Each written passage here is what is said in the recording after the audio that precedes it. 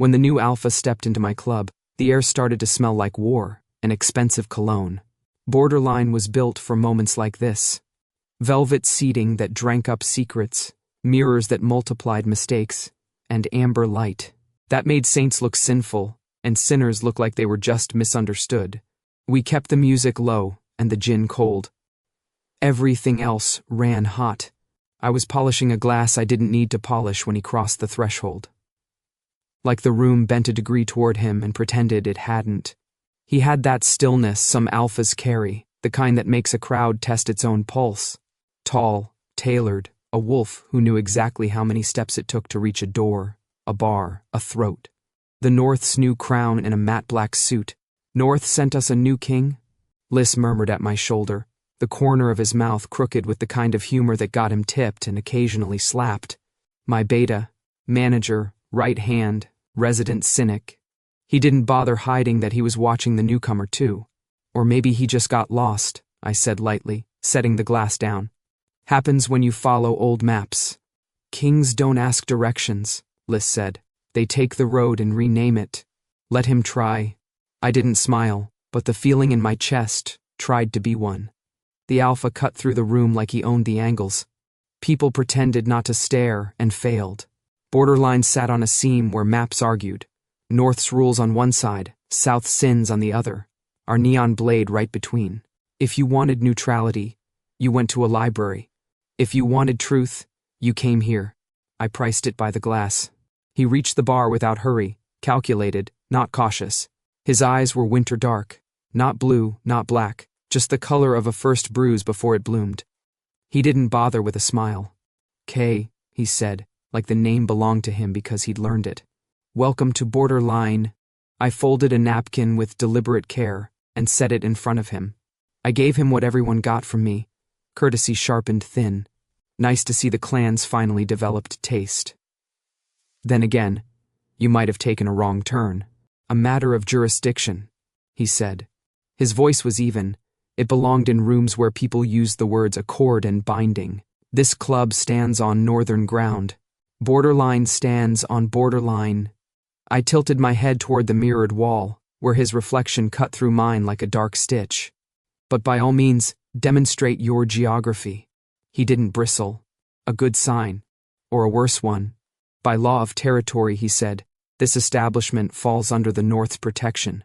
Protection implies oversight. Oversight implies transitions. Transitions, I echoed. A pretty word for a hostile takeover. An accurate one, he said.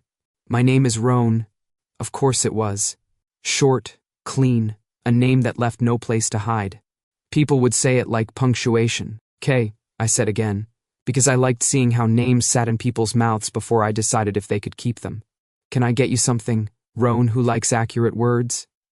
Whatever you recommend, he said. I let the moment breathe. Borderline breathed with it, bass like a slow heartbeat, the glint of glassware, the intimate chemistry of citrus oil misting over ice. When I reached for the bottle, my hand was steady. I poured the gin I liked best, not the priciest, the truest, and let it kiss the glass. Added a twist of lime, a shard of clear ice from the block we cut every afternoon. Then I did what I wasn't supposed to do. I dipped my wrist at the edge of the rim so the tiniest trace of me caught the surface.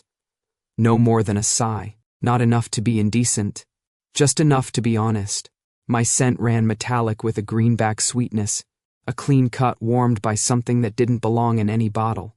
Liss didn't move, but the silence around us shifted its weight. I set the drink in front of Roan like an offering no priest would sanction. Diplomacy, I said. We start with what we are. His gaze flicked to the glass and back to me. He knew exactly what I'd done. Pheromones were polite until they weren't. Like weapons you wore as jewelry. In our city you learned the grammar early. Dosage, distance, deniability. The glass fogged faintly at its lip. Roan didn't touch it yet. Bold, he said. Borderline doesn't water down chemistry, I said. His mouth didn't move much when he smiled, if that counted as one. He lifted the glass, and for half a breath, we were alone in a club that held 100 hearts. He didn't look away when he drank. The gin cut, the lime sang, and a thread of me climbed into his lungs, asked inconvenient questions. He finished it. No flinch. No fight. The room started breathing again. Review? I asked. Memorable, he said. Like a line you don't admit you read twice. Flattery, I said, leaning on the bar with the lazy care of a cat on a sunny railing. A function of jurisdiction? A function of accuracy, he said. Protection, oversight, transitions. You understand? Yes. I placed a fresh napkin, untouched, in the white space between us. And you understand this. Everything that happens in Borderline happens because I allow it. Including transitions. At my periphery, Liz wiped a pristine counter, a ritual of self-control. On stage, Miri's voice bent a note and filigreed it with smoke. The mirrors gave me 10 copies of Roan, all evenly tempered. None of them blinked. He set the empty glass down. Precise. I prefer agreements to ultimatums. Agreements are just ultimatums that learned how to dress, I said, and watched the words land. His attention narrowed the way horizon lines do when you drive straight at them. I expected theatrics, he said. Not wit. Tragic. I shrugged. We could bring the confetti, but it stains. Roan glanced around, not to admire, to audit. Doors. Exits. Guards who weren't guards at all. He was the kind of leader who counted spoons without touching them. His scent held tight, pressed like a palm against glass. Control so strict it sounded like silence. Why keep a club here? He asked. On a seam that doesn't belong to either side. I recentered the empty glass, turned it until it found a perfect balance with the edge. Because seams are honest. They show where things don't match. People tell the truth when they're standing on a line. And you, he said, stand on lines for sport? For survival, I said too easily. His eyes noted the crack and pretended not to.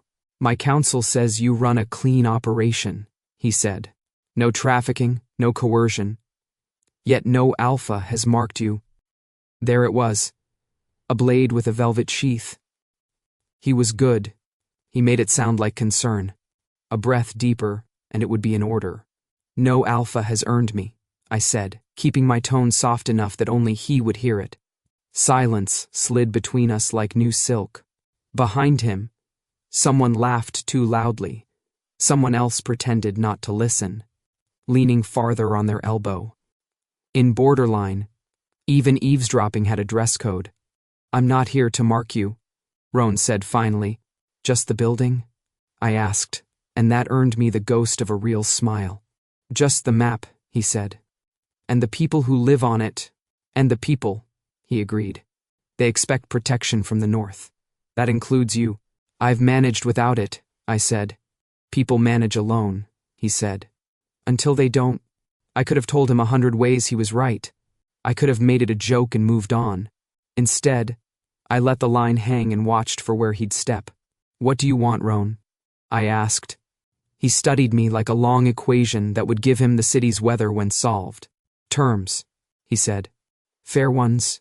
Fairness, I said, is a ratio between fear and desire. You'll have to tell me which one you brought more of. That drew a low sound from his chest. Approval, maybe. Or a warning to his own instincts. He didn't lean in. He didn't need to. Space leaned out. Tomorrow, he said, I'll have a draft sent. My counsel will expect you to review it. Tell your counsel I prefer paper to links, I said. Ink has better memory. Roan nodded. He didn't extend his hand. He didn't need to. The drink was handshake enough. He slid a card across the bar. Embossed. Simple. The north sigil pressed like a dry kiss into the corner. You keep control well, he said. You too, I said. Almost convincingly. He glanced at the glass again, as if he might find me at its rim. That was a provocation, he said. A test, I corrected. Of what? Whether you drink. And if I hadn't? We'd have started with something weaker, I said. Like laws. That did it. The line of his mouth broke, and made a shape that could become a smile in the right weather. It didn't stay long. Good night, Kay. Good jurisdiction, Roan. He turned and crossed the room with the same audit calm. The crowd peeled open and rethreaded after him. When the door swallowed him, Borderline exhaled, then inhaled my name like a secret pulled out of a pocket. Liss let out the breath he'd kept under his tongue. On a scale of 1 to catastrophe, he said, "How doomed are we?" "Depends," I said. "On what?" "On whether he comes back for the drink or the law." "And what's your money on?" "Both," I said, and reached for the bottle again, not to pour, just to feel the cool certainty of its glass. Miri finished her song and slid into something sweeter. Around us, night picked up where power put it down. The card on the bar felt heavier than paper, lighter than threat. I palmed it anyway. There are objects you don't leave lying around in a place like this. Names are one of them. The mirrors held me the way they always do. Multiplied and partitioned, 1,000 versions of a man who refused to wear a collar even when it matched his suit. My reflection looked back, steady. This was my territory, still stubbornly, infuriatingly mine. "He thinks he made the first move," I told the quiet, "but chess is my game." "And the board?" "The board was already arranged for me."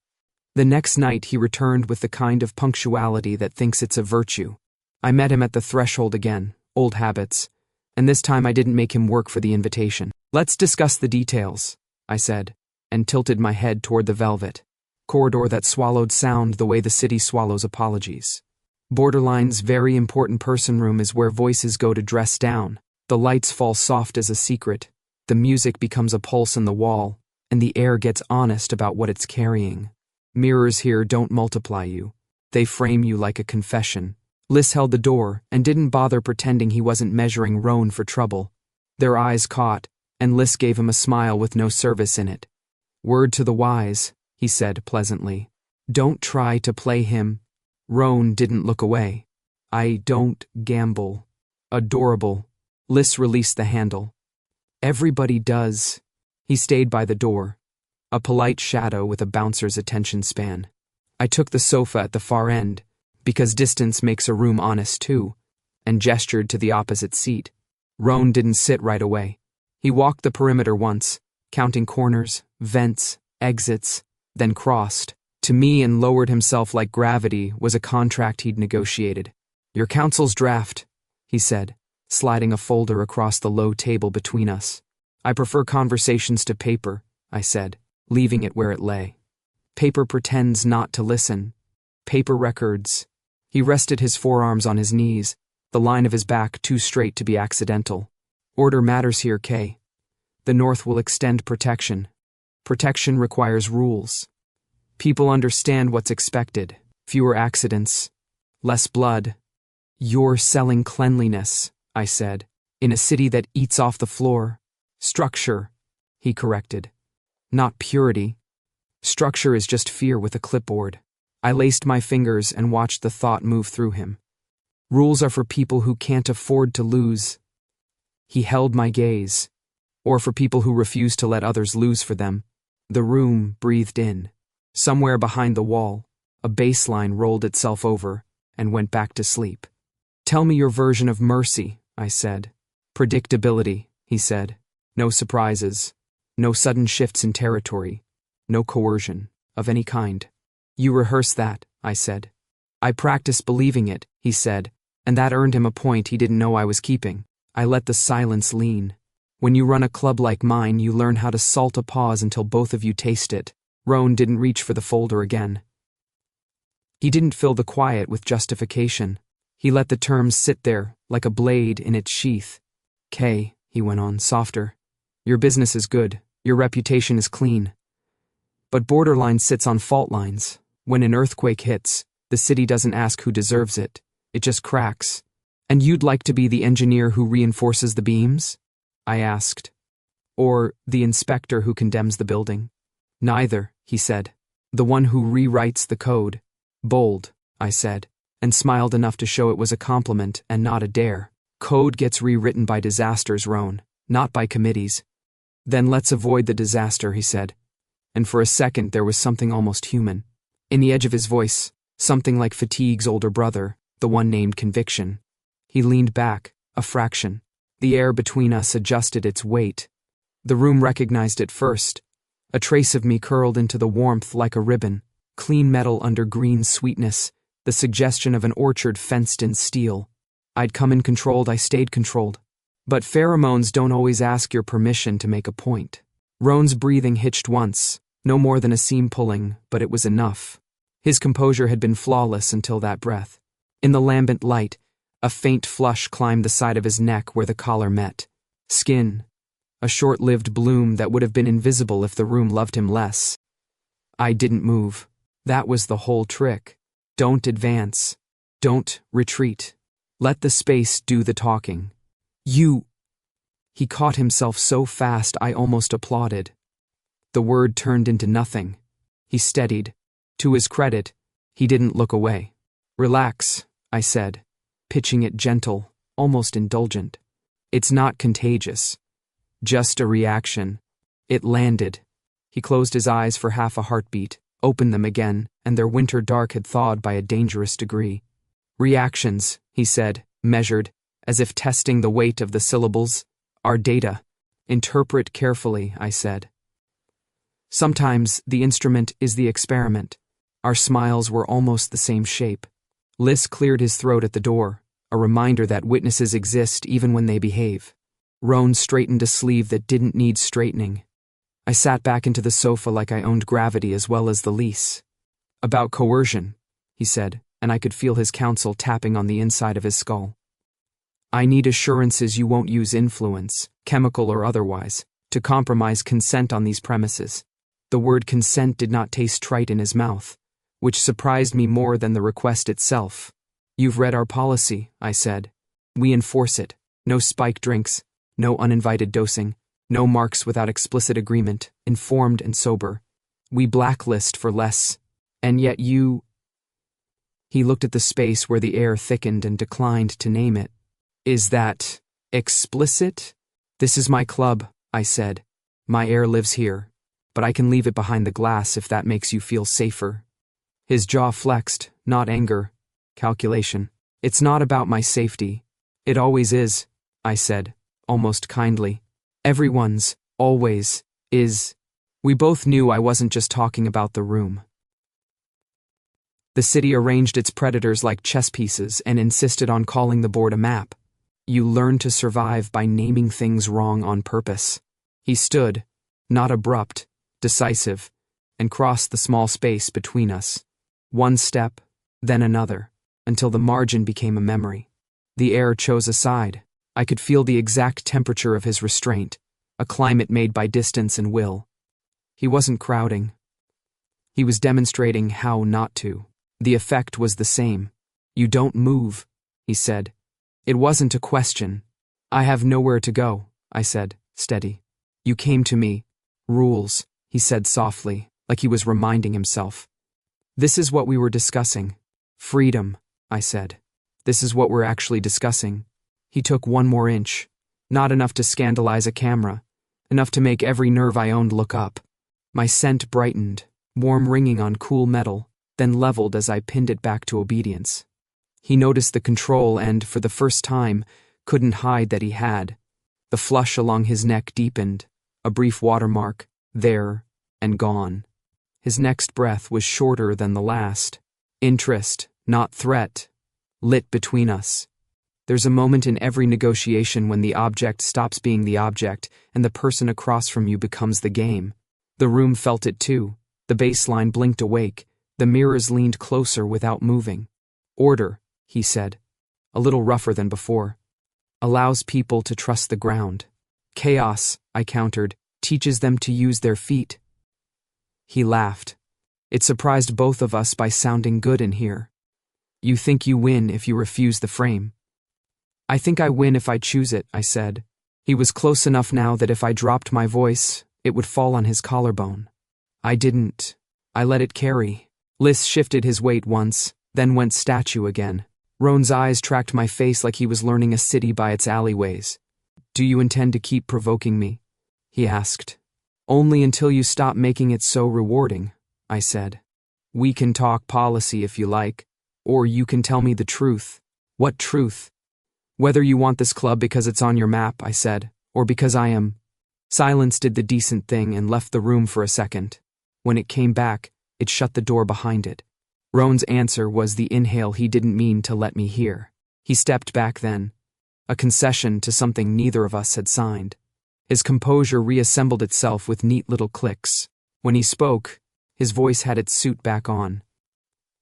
"The North will extend protection," he said. "You'll keep your autonomy.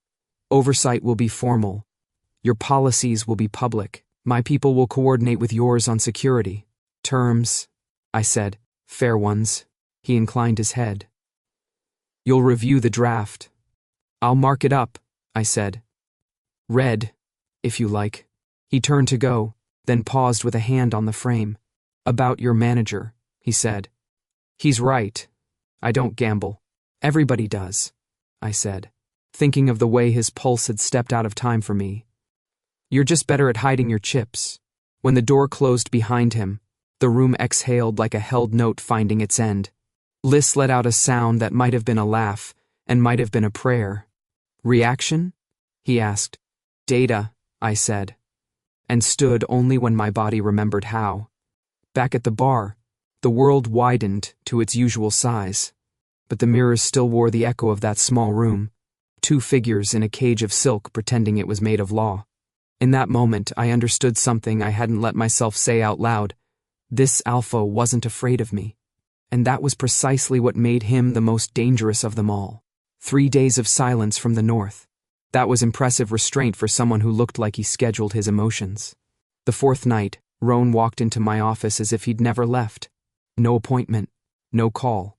Just the particular knock of people who are used to being expected. The office sat above the main floor, glass walls, low light, and the city sprawled beyond like a glittering circuit board. Every window reflected us back, one alpha, one omega, and too much unspoken voltage between them. He didn't wait for a greeting. "I want the contract," he said. Of course he did. I opened the drawer, took out a folder, and laid it on the table between us with a little ceremony, the way you serve a dish you know is too spicy for your guest. "Here," I said. "The terms are very clear." He raised an eyebrow. "You actually drafted one?" "I believe in bureaucracy," I said. "It's the purest form of satire." Roan flipped it open. His eyes tracked the first page, and stopped. Then again, and again. "Clause 1, he read aloud slowly. "Permanent lifetime access to all bar services, for the undersigned, including but not limited to vintage gin and premium olives." I folded my hands. "Essential for a stable partnership." He kept reading. "Clause 2, any representative of the North is strictly forbidden to appear bored within a 10-meter radius of the owner." "Morale clause," I said. "Prevents stagnation." His jaw moved once, like he was suppressing a smile and losing. "Clause 3, all negotiations must include proper lighting flattering to both parties. Transparency is important." He glanced up at me, that faint smirk finally breaking. "You're mocking the law. Only the parts that pretend to be serious." He tapped the page. "This isn't a contract, it's a comedy routine. Think of it as performance art," I said. "I call it check without mate." He leaned back in his chair. "You think this is a game?" "I think you came here expecting me to play yours," I replied. "You should have checked whose board we're sitting on." For a moment, the air tightened again. That same pull, sharp and almost pleasant. His gaze wandered across the glass wall where the city's light fractured into little orange wounds. The reflection of his face looked too calm to be real. "You're not making this easy," he said. "I'm allergic to easy. You're also stalling." "Of course," I said. "You haven't bought me dinner yet." That startled a quiet laugh out of him. Genuine, not polished. It changed his face. For a second, he looked young, almost human. And I didn't know whether to file that under weakness or warning. The door opened softly. Mira slipped in, balancing 2 cups of coffee on a tray. Tonight she wore sequins like armor and a tired smile that could still make half the room confess. Her scent drifted ahead of her, honey and smoke. "Sorry to interrupt, boss," she said, setting the cups down. "Didn't think you'd still be up here negotiating territorial dominance."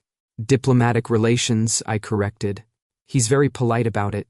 Roan nodded once, that courteous predator's nod. You must be Mira. Depends who's asking, she said easily, then looked at me. Old blood always draws attention. The words hung there like a wire between us. Roan's gaze sharpened. Old blood? He repeated. Mira realized her slip too late. Figure of speech, she said quickly, glancing at me. I'll leave you boys to your chess. And she was gone before the air stopped vibrating. Roan turned back to me slowly. What did she mean? I smiled. Too wide, too calm. Mira loves metaphors. Don't read into them. She wasn't joking. She rarely does, I admitted. But in her defense, she's dramatic. Occupational hazard. K. His voice softened, but not kindly. What did she mean by old blood? I looked at him for a long moment, then shrugged. Maybe she meant, I don't age well. He didn't buy it, but he didn't press. Not directly. He watched me instead, studying the way silence fits around a lie. I knew the look. It was the same one I used on drunks who thought they could bluff their tab. His reflection in the glass behind him was ghost pale, faintly distorted by rain outside. Mine stood sharper, the kind that doesn't vanish when the lights go out. I picked up my cup, even though the coffee had gone cold. You really think ownership is the answer, Roan? He exhaled through his nose. Ownership is structure. Structure, I said quietly, is how people convince themselves chaos won't visit twice. He studied me like the puzzle just changed shape. You sound like someone who's seen it. I've seen everything, I said, half lying. That's the problem with surviving long enough. His brow furrowed, but before he could ask, I smiled again. Thin, deliberate, too bright to be real. So, any objections to Clause 4? He looked down at the page. The alpha in question must send monthly apology flowers to the club owner in perpetuity. Lilies, I said. They go with everything. He almost smiled again, then caught himself. You enjoy testing people. It's efficient. Saves me from wasting time with those who break early. And what happens if someone doesn't? Then I decide whether to keep them. He considered that. You sound like you expect me to fail. I sound like someone who doesn't expect anything, I said. The window behind him flickered with headlights from the street below, thin rivers of motion across the night. It reminded me too much of other nights, other lights, other faces who'd thought control was enough to make them safe. Old blood. Mira had a mouth like a trigger, and she'd pulled it right in front of him. I still felt it sometimes, the legacy thrumming under my skin, quiet and patient. The reason I'd built Borderline, the reason no alpha's mark had ever stayed on me for long. The blood that once divided the clans still hummed its refusal in my veins. If he knew, if anyone knew. I shook the thought off before it could turn into heat. Roan rose. I'll revise this, he said, assuming you don't mind a few red lines. I love red, I said. It's the most honest color. He gathered the folder but lingered, just long enough for his scent to graze the air between us. Winter steel and dry cedar. I hated that I could name it. You're too clever to be just an omega, he said.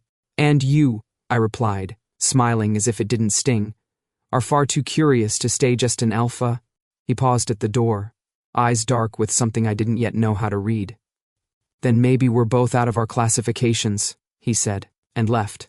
When the glass door slid shut, I watched his reflection disappear into the city lights until only mine remained. The coffee had gone cold hours ago, but I drank it anyway. Bitter, predictable, safe. For now, closing a club is like tucking in a dangerous animal. You dim the lights, hush the music, lock the doors, and tell yourself the teeth are sleeping. Borderline yawned itself empty around 2. Liz did his last sweep. Miri ran scales under her breath and kissed my cheek with a tired goodnight. The staff drifted out in 2s and 3s, umbrellas popping like small black flowers against the rain.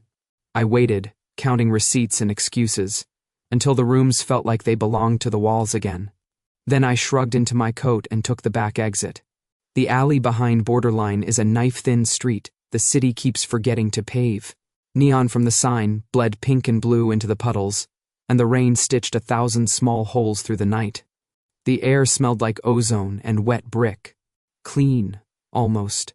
like the sky had decided to scrub us whether we wanted it or not. I made it 10 steps before the night decided to be honest. 3 shadows peeled off from a darker patch of wall. Not amateurs. They moved like people who had practiced on slower prey. 1 in front, 2 on the sides, corralling me without touching me. You could admire the choreography while hating the dance. "Club's closed," I said, because I like to give common sense a chance even when it didn't deserve one. "Lucky us," the one in front said. His voice was too casual for the alley. "We just wanted a private word." "People who want privacy make appointments," I said lightly, keeping my hands where they could see them. "People who want trouble wear hoods in the rain." They didn't laugh. A 4th shape detached from the night behind the dumpster, making the geometry less poetic. I angled my body to keep all of them where my eyes could reach. "North sends greetings," Frontman said. "Does it?" I smiled. Small and sharp. How thoughtful. "Tell North I already have a florist." Rain thickened. The dumpsters steamed slightly. A warm animal stink undercutting the clean rake of ozone. My heart was steady. Not brave. Trained. You teach yourself this part, or you stop getting to teach yourself anything. Side left twitched. I caught the movement a breath before he charged. He didn't lead with a blade. He led with weight. It was smarter. If you want to silence someone, you take their air first. I stepped back and sideways at once. Let his momentum kiss the wall where my ribs had been, and brought my elbow down hard at the base of his skull as he rebounded. He slumped with a hiss, and I stole his breath while he looked for it. The others learned from his mistake. Side right came in low, front man high. I dropped, let the high swing cut empty rain, caught the low one by the wrist and turned, using his own forward rush to pitch him past me. He slid through a puddle, and took the color of the neon with him. "Old blood moves pretty," front man said, and that told me too much. The 4th one hadn't moved yet. He was waiting, the kind of waiting that implies a clock you can't hear. I didn't have time to be afraid. Fear is a luxury purchase. It comes wrapped in time. All I had was the math of angles and the slow dawning of what I'd have to do. Front man lunged. He had a blade this time. I let the knife think it would win, and then showed it the narrow space where it wouldn't. Steel flashed, rain made it dramatic. The edge grazed my forearm, sharp kiss, small heat. I heard myself curse and felt the slick warmth start to run. The alley changed. I felt it before they did. The air thickened, metallic sweetness riding the rain like a second weather. My blood is quiet until it isn't. When skin breaks, when metal tastes you, when the night gets too close, old systems wake up. The scent climbed off me and out, humming through the damp, a clean, green, bright note wrapping itself around iron. Not an invitation, an instruction. Side right, scrambling to his knees, inhaled wrong and froze. The front man blinked, mouth open, as if he'd just remembered a name he'd sworn not to say. The 4th, waiting, lifted his head the way wolves do when the wind shifts. Pheromones are polite until they're not. I keep mine on leashes shorter than my temper, but blood snaps leashes. The smell threaded itself through their lungs, into their instincts, under their discipline, and asked the most inconvenient questions. Desire, fear, dominance, submission. All the little governors started stuttering. "Careful," I said, but it came out thinner than I wanted. Front man's eyes flared. The blade trembled, then steadied, then trembled again. "What?" he started. And then the alley pulled the rest of the word out of him. Side right laughed, too high. He lurched forward and then back, hands flexing like they'd forgotten what they were for. Side left, the one I'd dropped, pushed to his knees, pupils blown wide, chest working like he was underwater. The 4th one, waiting, took a step just to test the gravity, and then another, slower, more respectful. "Don't," I told him, meaning all of them, meaning myself. The smell got sweeter. Under the sweetness the metal rang, a bell only bones could hear, old blood. The kind that taught clans how to separate, and called it peace. The kind that convinced a city to put a club on a seam and pretend seams weren't scars. Front man snarled without meaning to. The knife flickered up, then down, then sideways. His breath was wrong, his body speaking a language his mind didn't know. He stepped into me with too much hunger and not enough plan. I met him the way you meet a wave, not by stopping it, by giving it somewhere to break. We hit the wall together. My shoulder barked. His wrist did something worse. The knife clanged to the concrete and skittered into a puddle that turned it into a smear of neon.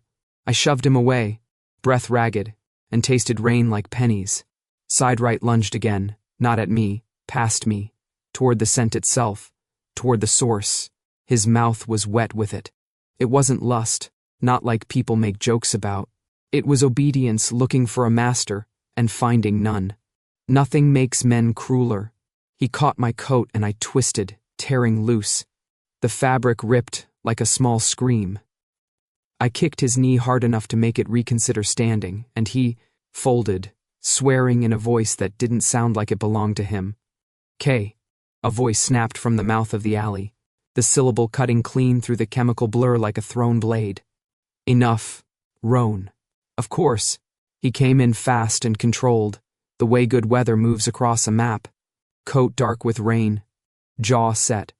Eyes the color of cold opinions. 2 of his people were with him, shadows made of muscle, but they stopped at the alley's lip when his hand lifted. He didn't need them yet.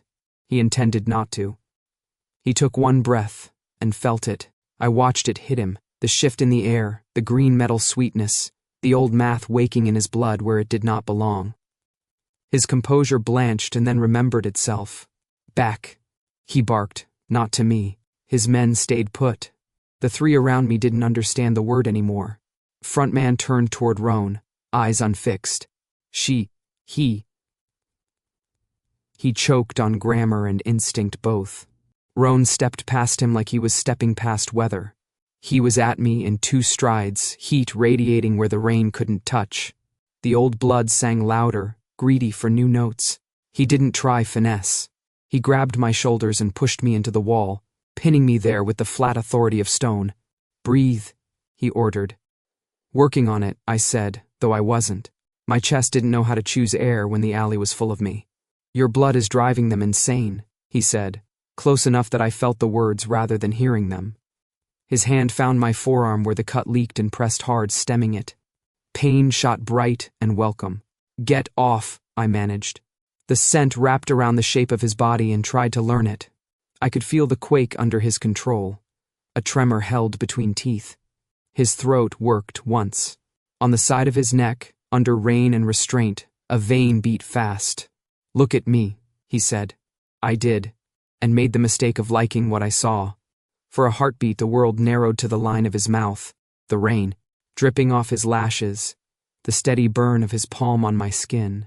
Then the alley crashed back in, side right keening softly, side left, laughing wrong, front man panting like a dog that had run too far. The 4th, waiting, had gone very still, like you do when you realize the animal you poked has woken up. Roan, I said, and my voice cracked around his name in a way that made me want to bite it. You need to control, he said hoarsely, not sure whether he meant me or himself. Hold it. I am. The lie tried to be convincing and failed. The scent surged like a tide, and he flinched, just once, involuntary, a flash of hunger and alarm sharing a bed. Not. He cut himself off, jaw locking. Then, quieter. K. Enough. He pressed my forearm harder. The cut stuttered and then slowed. The scent hesitated, thinned, sulked. My lungs relearned the part where they opened and closed. The alley opened and closed with them. Behind him, his 2 shadows finally moved. They took the 3 who were drowning in me and peeled them off the night. Cleanly, professionally, the way you take tags off stolen shirts. I didn't ask where they would be delivered. The 4th, waiting, melted backward, clever enough to live another day. Roan looked at me like he wanted to shake me and didn't trust his hands. You're not just an omega, he said, the words a verdict he didn't want to write. Don't flatter me, I said, and it would have been funny if we weren't both shaking. I'm what happens when history refuses to die. What does that mean?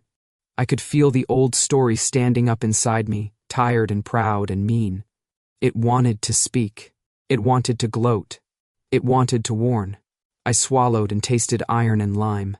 It means, I said, I'm the reason the clan stopped breathing the same air. He went still. Rain made a crown of points on his hair and ran cold lines under his collar. His eyes did that narrowing again, the horizon collapsing to a point you couldn't see past. Kay, he started, and I shook my head. Later, I said. The world tilted, a slow, deliberate trick. The neon smeared. The rain got brighter.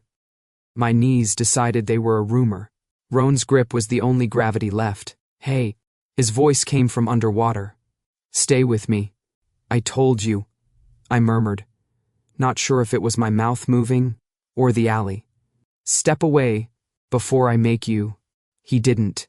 Of course he didn't. He shifted, quick and careful, an arm under my knees and another behind my back, and then the wall wasn't there because I wasn't standing anymore. I was weight, uncooperative, and whole. Don't, I tried again, because pride is a hobby you can practice while unconscious. Shut up, he said, and it was the best thing anyone had told me all week. He lifted me like a promise and carried me toward the back door, his men falling. In behind us, the alley letting us go because it had gotten what it came for. The rain softened to a whisper against his shoulders. My head found his chest without permission. His heartbeat was faster than his face. The lock clicked, the door gave. Borderline's dark mouth opened to take us in. Warmth rolled out, the ordinary human heat of rooms that remember laughter. As we crossed the threshold, the scent that had ruled the alley thinned and thinned, then slipped off like a bad idea. I let the dark have me. Roan carried me deeper, boots whispering on the floor, and the last thing I felt before the night went out was his palm, still pressed to my bleeding arm, and the steady, stubborn pressure of someone refusing to let me ruin us both. I woke to jazz that sounded like it had decided not to apologize. A trumpet bent a note until it found a softer word for sorrow, and somewhere, under it, a bass walked the room like a gentleman with secrets. Candlelight turned the lounge's dark wood to warm honey. Shadows waltzed on the ceiling with no one to step on. Borderline's quiet room is built for emergency tenderness. Deep couches, a blanket or two, shelves of vinyl that pretend the century never changed. Someone had killed the fluorescence and let the candles do the forgiving. I lay there watching one flame gossip with another. Kay, Roan said from a chair a few feet away. His voice was roughened by fatigue and something that wasn't quite worry. Don't sit up too fast. Naturally, I tried to sit up too fast. The room reminded me I had blood in it and that it didn't like the way I used it. Light tilted, then reconsidered. Roan was at my side in a blink, one hand steadying my shoulder, the other guarding the bandage on my forearm as if a look could make it open again. Careful, he murmured. I lied. This is my careful face. You have better ones, he said, deadpan. I blinked at him. You've catalogued my faces? Occupational hazard. Curiosity? Survival, he said. He returned to the chair but sat forward, elbows on his knees, like his body hadn't learned rest. He looked tired the way buildings look tired after a storm, upright on principle. The lounge smelled like beeswax and citrus. Someone, Liz, had set a tray on the low table, water, a mug of tea that admitted to nothing, and a small plate with crackers, because men who think they're subtle love crackers. A blanket pulled at my waist, dark gray, expensive, pretending it wasn't trying to be kind. How long? I asked. 2 hours, he said. You kept trying to sit up and insist you were fine, which is how I knew you weren't. That does sound like me, I said. Stubbornness is free. Would be rude not to hoard it. He gave me a look that might have been a smile in a brighter room. You're safe, he said simply. My people cleared the alley. Liz locked the doors. Mira threatened to sing me to sleep if I didn't let you rest. That's coercion, I said. Write it up. I will, he said. Under acceptable. The candles shifted when he breathed, little echoes of his chest. His coat was thrown over the back of the chair, rain dark and dripping into a neat tray that hadn't existed the last time I looked. Liz again, weaponizing hospitality. Roan had rolled his shirt sleeves. The inside of his wrist was a pale map with a strong river. Thank you, I said, and the words scraped something tender on their way out. He tilted his head, as if translating. For which part? For telling the night to sit, I said. It listens to some men. It tries me. He sat back, the chair protesting softly. Borderline is yours, he said. That alley is mine. It was mine first, I said, but without heat. I know, he said. I'll settle for ours when you're not bleeding. Silence found a comfortable chair. The trumpet on the record forgave someone I had not met. Candlelight layered itself on his face and refused to choose which side it liked. I reached for the water. He reached the same second, and our fingers glanced. Tiny static, or memory. He didn't flinch. He didn't grasp. He just let the glass settle into my hand like consent. You're guarding, I said. From a chair. I tried looming, he said. Liz told me to sit down and stop frightening the architecture.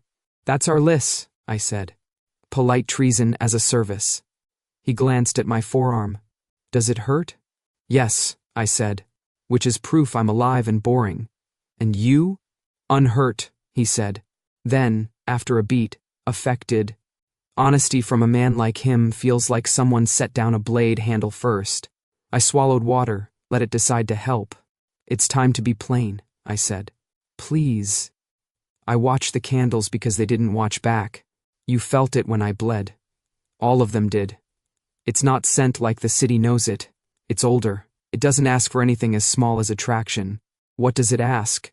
He said. It tells, I said. It breaks the governor in an alpha's head, the one that keeps instinct in its lane, dominance, submission, hunger, protection. It turns the dials without permission. Some push into violence, others into worship. Neither is safe.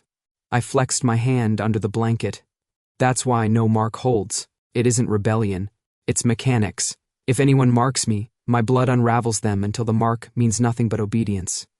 People call it power. It feels like a loaded trap. He listened the way architects listen to old foundations.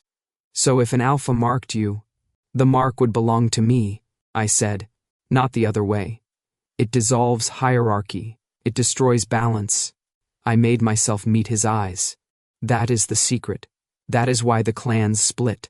No one wanted to share the air if the air changed them. Candlelight shook once, maybe a draft, maybe my hand. The jazz softened, a brush drum shaving down the edges. And you've lived with that, he said, not as a question. Long enough to build a club on a seam and call it home. You build on fault lines when you're tired of pretending the earth is one piece. He nodded like the idea had hands. And you've refused to be marked because you won't become a crown. I refuse to be a weapon pretending to be a wedding ring, I said.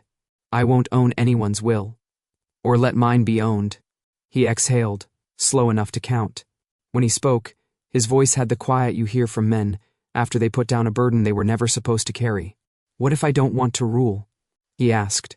What if I want to stand next to it and see what it does to me? What if I just stay? I laughed. I didn't mean to. The sound startled us both, hopeful and impolite. That's a terrible strategy for an alpha. I'm a bad alpha, he said, that faint, ridiculous smile finally arriving. But a good player. You're not bad, I said, then caught myself. You're inconvenient. For whom? For the parts of me that like clean math. I took a breath and tasted beeswax and safety. Staying next to something has always been the more dangerous choice. Because it requires you to keep choosing, he said. Because it lets you see the person when the map fades, I said. He sat with that. The jazz swung us a small lantern of silence. He adjusted the blanket a fraction higher, careful not to touch skin where it would lie, about intent, and then, as if remembering what human beings do, reached for the tea. Drink, he said, offering it like a truce. What if it's poisoned? I asked. Then we'll be intimate, he said. Shared consequences. I took the cup. Steam kissed my face. Chamomile, maybe, with a sly lemon. I sipped and let it argue with my pulse. There will be questions tomorrow, he said. From my counsel, from yours, from people who like asking as a form of power. I can answer, I said. Or I can confuse them until they accuse each other of comprehension. Do that, he said, warmth sneaking into the corners of the words. It's efficient. We looked at each other like the room had taught us how. He didn't crowd. He didn't retreat. He just stayed inside the light like the simplest geometry in the world. You know, I said, this is worse. What is? You not trying to own me, I said. The laugh in my throat turned traitor and softened. You just being here. He didn't move exactly, but something in the line of him did. A relinquishing or its opposite. Good, he said. Why good? Because it means we're negotiating the only terms that matter, he said. Where to sit, how to breathe, who decides for whom. My preferred treaties are written in chairs and air. Romantic, I said. Practical, he corrected. Romance is what people call practicality when it frightens them. We let the record end itself. The needle clicked. The room exhaled. Somewhere down the hall, the building settled into a night it trusted. Sleep, he said finally. I'll keep the first watch. You'll miss your curfew, I said. I wrote it, he said. I can edit. I'll tell your counsel. Tell him I'm a bad alpha, Roan said, that almost smile again, and a good player. I rested back, the blanket heavier for knowing whose eyes were on the door. The candles blurred to coins. My body remembered how to forgive itself one muscle at a time. In the cradle of the club I built to outlast storms, I let someone else hold the weather. He didn't try to command me. He didn't reach for the easy grammar of marks or maps. He just stayed, and damn it, that was so much more dangerous. The night dressed itself for witnesses. Borderline's main hall had never looked so formal. Mirrors polished until they pretended not to be there. Glassware aligned like a quiet army, chandeliers dimmed to a conspirator's glow. Every clan sent its weather, south with lacquered laughter and bright, lacquered knives, west with perfumes that fought to the death, on invisible battlefields, east coiled into silk and silence, and the north, a cool front in tailored black, law in human form. The music stayed low, a heartbeat we could all agree upon. Roan stood near the foot of the small stage, talking to men who used the word oversight like a prayer. I watched him from the bar, my hands steady around a bottle that didn't need me. In the mirrors he multiplied to a dozen Roans, each one composed, each one a decision with legs. Then Calvin arrived, the North's counsel. If Roan was winter, Calvin was its wind, brisk, colorless, efficient at making you admit you should have worn more. He climbed the stage without asking, and didn't bother with a microphone. Citizens, he called, meaning subjects, a brief note on safety and policy. The room tilted its many heads. He had the kind of voice that enjoyed its own echo. Recent incidents, Calvin said, convince us there is a threat to consent and stability at this venue. Specifically, the owner employs influence, chemical or otherwise. He didn't look at me. He let everyone else do it for him. Manipulation by pheromonal means, compulsion, cannot be tolerated. The North will not allow a single man's biology to override law. I could feel the tension ripple, interest, outrage, vindication, arousal. Funny, that outrage and arousal wear the same perfume when you pack a room tight. Liz moved toward the stage like a storm set to slow. Roan said something under his breath to Calvin, but the council didn't hear it. Or pretended not to. That's enough, Roan said louder. Not a shout. A line. Calvin smiled a lawyer's smile. Transparency is protection. He was not wrong. He was simply using the right word for the wrong war. I went up the steps before Liz could get there first. Floors remember their owners. The stage rose to meet me like it had been waiting. I didn't look at Roan. Not yet. Let me, I told Liz. And he stopped where the curtains could keep him safe or make him disappear. I faced the room I'd built out of stubbornness and velvet, and a refusal to die right on schedule. My heart went very quiet, the way it does when you open a door you thought was a wall. I am the descendant of the blood you all fear, I said. No microphone. No tremor. The room did the courtesy of silence. And I'm tired of fearing with you. The chandeliers hummed. The word descendant climbed the walls and sat down next to old stories. I could feel them breathing. I can make the city honest, I went on. Not because I want to, because I am. My blood doesn't seduce, it exposes. It pulls the brakes off instincts and forces them to announce themselves. That is why I never let anyone mark me, not out of vanity. Because a mark would become a leash the wrong way around. On me, it would turn into ownership of the owner. I looked at Calvin then, just long enough to watch the calculation rearrange itself on his face. If I wanted to build an army, I wouldn't be running a bar. Murmurs rose, confusion braided with awe. Roan was very still, the way trees are still right before they decide which way to break in a storm. I won't own you, I said to the room. I won't let you own me. But I will give you something you can understand. I nodded toward Liss. He rolled out a small table and a chessboard like we keep on hand for certain types of drunks. Polished wood, weighty pieces. The board caught the light and organized it into squares of permission and refusal. A wager, I said. A game. I looked at Roan at last. The mirrors made our looking a city ordinance. Roan of the North. If you lose, the North leaves my map and lets this club remain exactly what it is, mine. If you win, I let the room lean forward for it. I will allow you to mark me. The intake of breath had theater in it. The South smiled like sin had just been legalized. The East did not move, which meant everything. The West dabbed perfume at wrists and pretended it was for nerves. Calvin actually brightened. That would settle the question, he said too quickly. It would burn it, Liss muttered behind the curtain. Roan climbed the steps to the stage without looking at anyone but me. He stopped beside the table. He did not touch the pieces. Terms, he said, quiet enough that the microphones didn't know whether to try. Public, I said. One game, no clocks. We play at the speed of interest. And if I decline? He asked. Then Calvin will crow, and I'll have to bore your whole clan with an ethics lecture about consent and chemistry, I said. Don't be that man. A pause, and then something flickered at the edge of his mouth. Very well. We sat. Liss set 2 chairs like an altar, and left us to decide what we were worshipping. The board wore its grid. The pieces waited for permission to turn into stories. White? Roan offered. Take it, I said. You came here to make the first move. He lifted a pawn, and the room held its words like a breath. He placed it forward, simple and clean, control finding a foothold. Structure. He was telling me the ground would be reliable. I answered with a knight. Crooked, playful, a hop over convention. Freedom. We were writing our thesis in wood, the game unspooled. With every move the room learned our grammar. Roan defended with economy. I attacked with questions. He built a wall. I threaded a path through it. He advanced a rook like a decree. I sacrificed a bishop like a joke, and didn't smile. The board became a city. Our hands became its weather. You're inviting me to overextend, he said, catching a pawn with a surgeon's calm.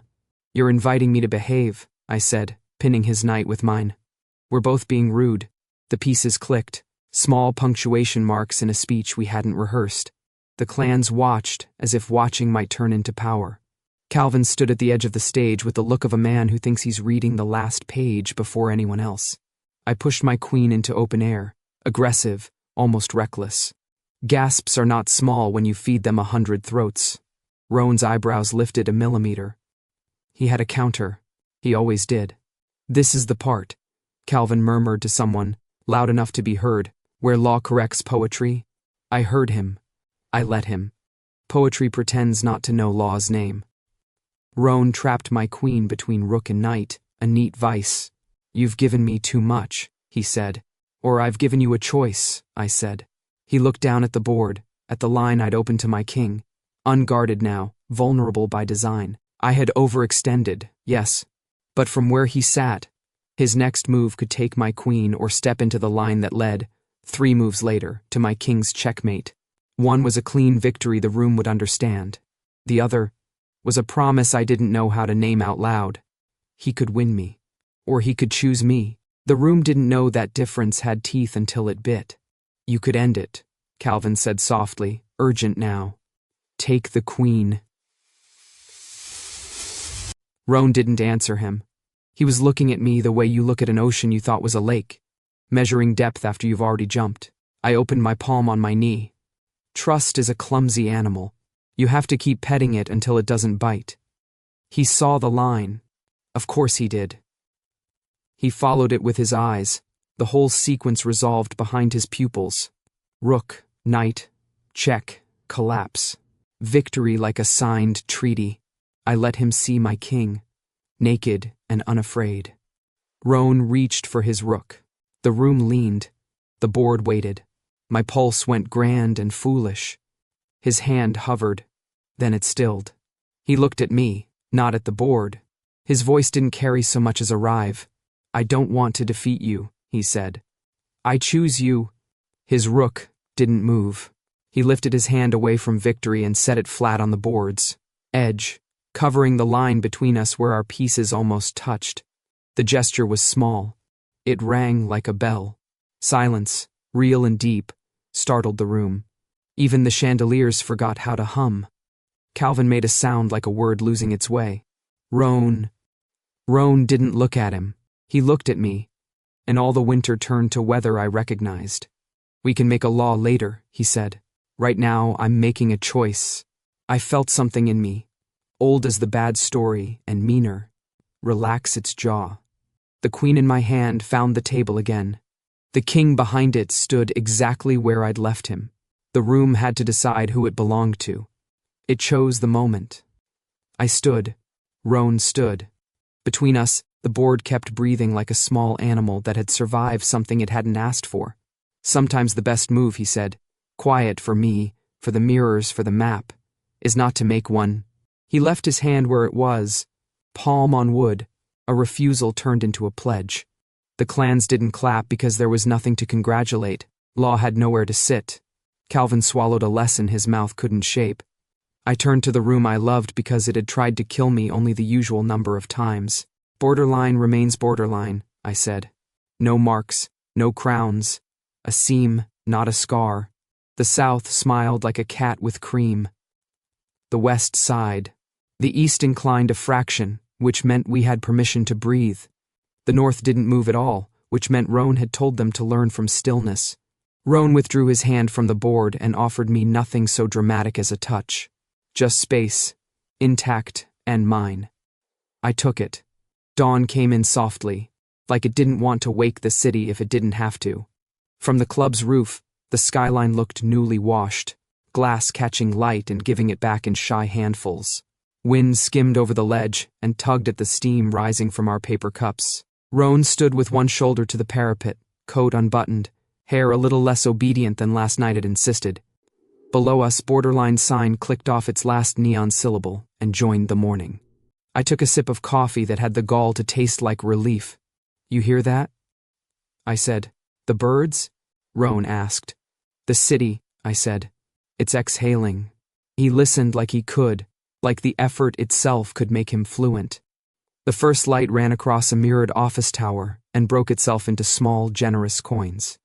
Our reflections found us and decided not to argue. Last night will get told as a different story depending on who's telling it, he said. Every story does. I leaned my hip against the ledge and let the wind try its best with my hair. But for the record, now no one has power. Not over the club, not over me. He considered that. His mouth made the barest shape of satisfaction, which on him was practically fireworks. Good, he said. Then let's begin without rules. I laughed, couldn't help it. The sound went up with the steam and came back warmer. You want chaos? Welcome. Not chaos, he said thoughtfully. Unwritten law. Romance, I said. You're getting sentimental.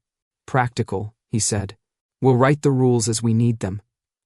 And only the ones we're willing to live under ourselves. Now you're flirting. He glanced at me over the lid of his cup. Did it work? Depends, I said. Is mutual jurisdiction a love language? He made a small sound that the wind almost stole. We let the silence sit between us like a third cup of coffee, shared and unnecessary. The city brightened by degrees, each window along the row of towers, catching fire for a heartbeat, and then cooling into glass again. About last night, he said at last. Chess. The board liked you, I said. I might have to start charging it rent. You opened your king, he said, the words careful. That was reckless. Trust is reckless, I said, but it's cheaper than paranoia long term. He nodded. You were right. Get that in writing, I said. And our reflections both smiled, which felt like progress. Who offered peace first? He asked, eyes on the slow reddening edge of the world. Me, I said, immediately. I put the board on the stage. I accepted, he countered. That's the part that matters. I risked my king. I refused the capture. Semantics, I said. Treaty law, he said. We both tried very hard not to grin, and failed on the same second. Down on the fire escape, metal rapped twice. Liss's knock, familiar as a heartbeat. He poked his head up a level below us, one foot on the rung, one hand, on a paper bag that smelled like croissants made by people who mean it. Report from the floor, he called. Half the city thinks the end of days was postponed for aesthetic reasons. The other half lost money. On what? I asked. Bets, Liss said cheerfully. Odds on who'd win, who'd flip the table, who'd propose at the podium. Mira took the last pool, by the way. Of course she did, I said. Mira's voice floated up before she did, warm with too little sleep and too much talent. Only because I bet on you not embarrassing me, she said. She stepped into view beside Liss, curled up in a sweater designed to make Laws drool, hair tamed into a truce with gravity, which, thank you. Close thing, Liss added, offering the bag. Breakfast. Also, I'm supposed to tell you the South is giving interviews about what color your eyes were when you said, I'm tired of being afraid. Wrong, Mira said. They're giving interviews about what color Roan's eyes were when he didn't take the queen. Roan lifted a brow. And trending shade, she said. Hesitation with undertones of decency. Tragic, I murmured. No one buys that in winter. Anyway, Liss said, our books are balanced. The staff is heroically napping, and the chandelier only needs 2 bulbs and a pep talk. Consider this my official statement as your manager. Never do that again. Consider this my unofficial statement as your friend, proud of you, idiot. Noted, I said. Mira glanced between us, eyes doing what eyes do when they discover new geography on an old map. The city will rewrite last night, she said softly. Let them. We have better things to do. Like what? Roan asked.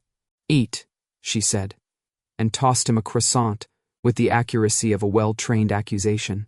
He caught it, almost smiling. Then sleep. Then teach the North how to stand in a room without making the furniture nervous. I'll schedule a training, Roan said gravely. Put me down as a guest lecturer, Liss said. Course title, Negotiating with People Who Are Better Looking Than You. An introduction. Mira snorted. You can't teach that. It's a calling. She flicked a glance at me, then at Roan, then back to me. By the way, I told everyone the house won. Which house? I asked. She grinned. This one. Then she tugged Liss's sleeve. Come on. Let them practice their unwritten law. Don't worry, Liss said, backing down a rung. I already lost my bet, so I'm done interfering. What bet? I asked. He winked without answering, then disappeared with a clatter and a hum. The roof remembered how to be quiet. Wind carried bakery along the ledge and scattered it into the morning. I broke off a corner, butter and heat and flake persuading my mouth that maybe utopias were possible if properly laminated. Let them think I lost, I said, looking out at the city that had tried to make me smaller and failed. Sometimes checkmate is just a way to end beautifully. Roan chewed, swallowed, considered. And sometimes not moving, he said, is a way to begin. Write that down, I said. We can stencil it on the stairs. We'll need a policy for quotes. First policy of no policies, I said. Anyone can make one. No one can enforce it. He shook his head, amused and a little appalled. You truly are chaos. Accurate, I said. But I pay taxes on time. We watched the sun slip another inch up the building across the street. The glass turned to flame, and then to sky. Somewhere a bus declared itself. Somewhere else a dog declined to be civilized. Borderline thrummed under our feet. A held note, steady and low. What does your counsel say this morning? I asked. He's drafting statements that explain last night without describing it, Roan said. It's a challenging genre. And you? I'm practicing a different one, he said. Presence. You're doing well, I said, and meant it. He turned to face me fully, the wind deciding to try new directions. Up close, the dawn did good things to him. The lines of his face had put down their luggage. The winter I'd called him only a week ago had learned spring's phone number. K, he said, and let my name be a kind of promise. What we start, I finished. We won't hurry it just to soothe the gossip. We won't slow it because people like to watch. Terms? Simple, I said. You don't make laws you won't obey. I don't make ultimatums I won't break. We call each other on our worst tricks. We leave space where ownership would go. And if we fail, we try again, I said. Or we apologize with croissants. That could become a problem, he said gravely. For my suit. Consider it an occupational hazard. We stood like that. A truce made of coffee and wind, and a club that had survived itself. Until the sun pushed the last shadow off the far tower, and the rooftop learned the color of day. I set my cup down on the ledge. The cardboard left a ring that looked like an eclipse. I reached out and laid my hand on his shoulder. The gesture was nothing and everything. Light, steady, mine. He didn't tense. He didn't lean in. He simply let it be true.